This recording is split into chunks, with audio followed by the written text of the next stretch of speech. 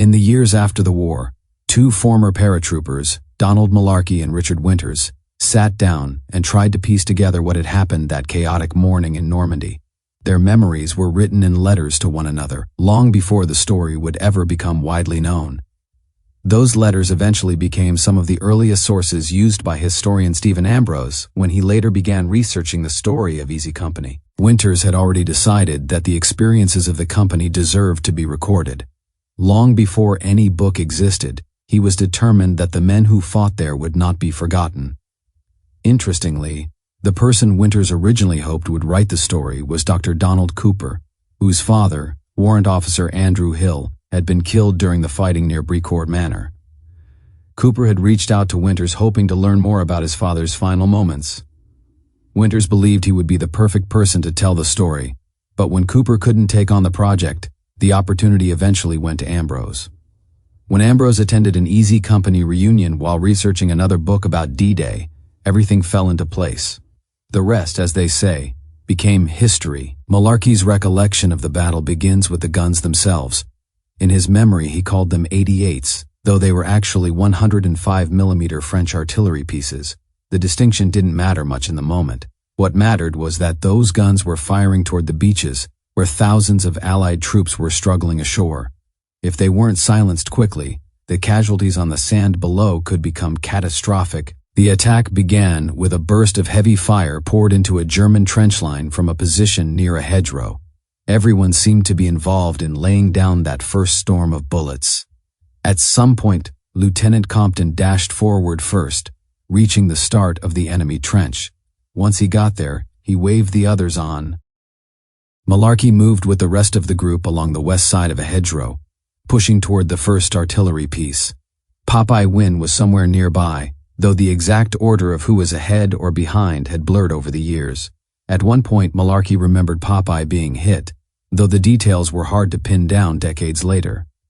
What he could clearly remember was the sight of the German gunners working frantically around the artillery piece. When he closed to about 50 yards, Malarkey pulled a grenade and hurled it toward the gun crew. At almost the same moment, Compton tossed another grenade from the trench, and someone else sprayed the position with a burst from a Thompson submachine gun. The attack was sudden and violent, and the Germans began scattering. As Malarkey reached the gun position, one of the crew members had already fled into the open field. The man had run perhaps 30 yards away before stopping. Malarkey spotted something hanging from the German's belt, a black leather case. In the darkness of the previous night's parachute drop, he hadn't managed to collect a souvenir weapon like some of the others, and he immediately assumed the case held a Luger pistol. It seemed like an opportunity he couldn't pass up. Without thinking much about it, he sprinted out into the open field toward the fallen soldier. Dropping to one knee beside him, he quickly realized his mistake. The case wasn't for a pistol at all. It contained equipment for the artillery site. At that exact moment, a voice cut through the noise from the trench behind him. Winters was shouting. If Malarkey remembered correctly, the words included a very clear assessment of his judgment, something along the lines of calling him a complete idiot and reminding him that the area was crawling with Germans. For a few seconds, the enemy machine guns remained silent. Malarkey later guessed that the German gunners might have mistaken him for a medic, since he was kneeling over a body, but the moment he stood up and started running back toward the gun position, the illusion disappeared. The machine guns erupted all at once. Bullets tore through the field around him from several directions. He could hear them snapping past and striking the ground nearby.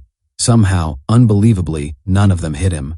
Malarkey dove beneath the artillery piece and pressed himself into the dirt while the enemy continued firing. For what felt like forever, though it was probably around 15 minutes, rounds slammed into the metal and wood of the gun above him. Eventually, the firing slowed. Instead of the steady roar of machine guns, there were only occasional bursts. Garnier signaled that it was time to move, and Malarkey bolted from cover and sprinted back toward friendly positions. After that close call, he took up a new position just east of the captured gun, eventually moving back into the trench where Winters had shouted at him earlier.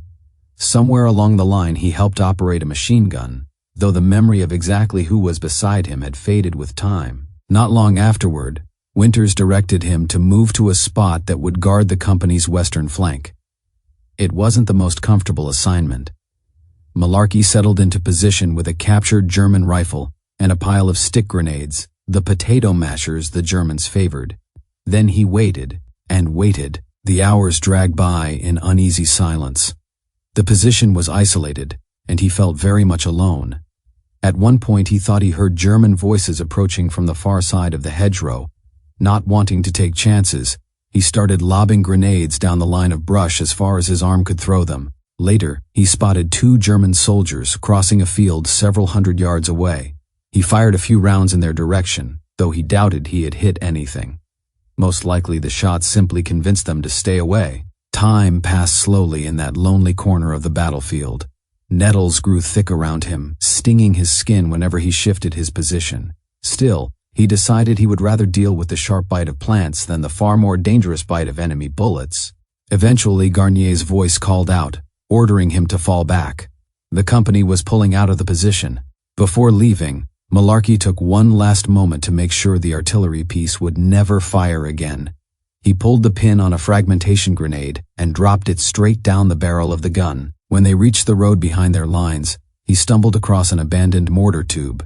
Even without all its parts, it was still usable. Malarkey began dropping rounds into it and sending them back toward the German trench line where much of the enemy fire had originated earlier.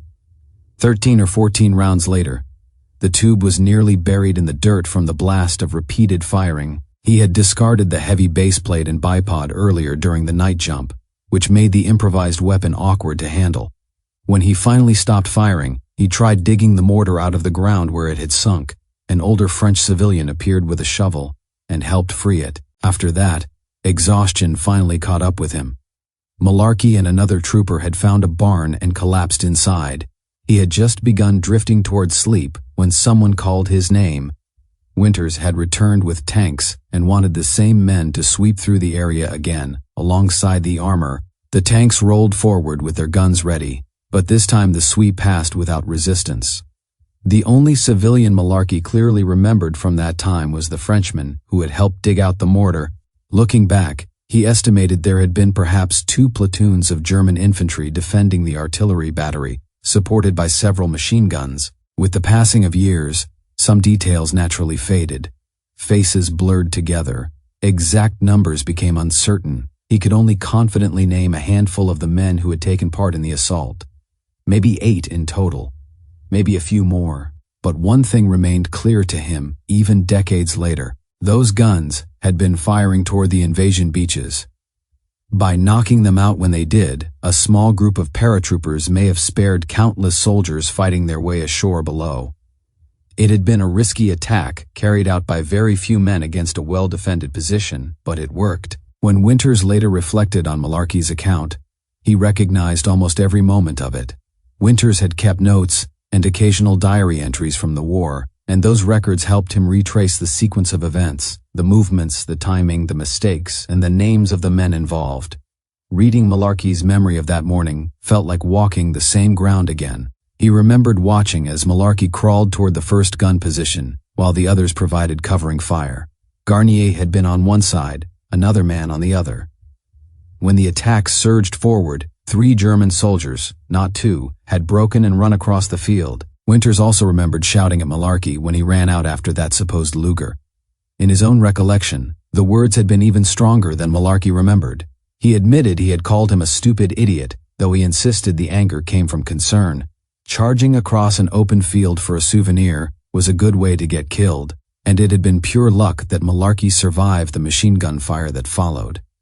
The German gunners were skilled, and their weapons had covered the field like a curtain of bullets. Later memories surfaced as Winters wrote back, things he had almost forgotten.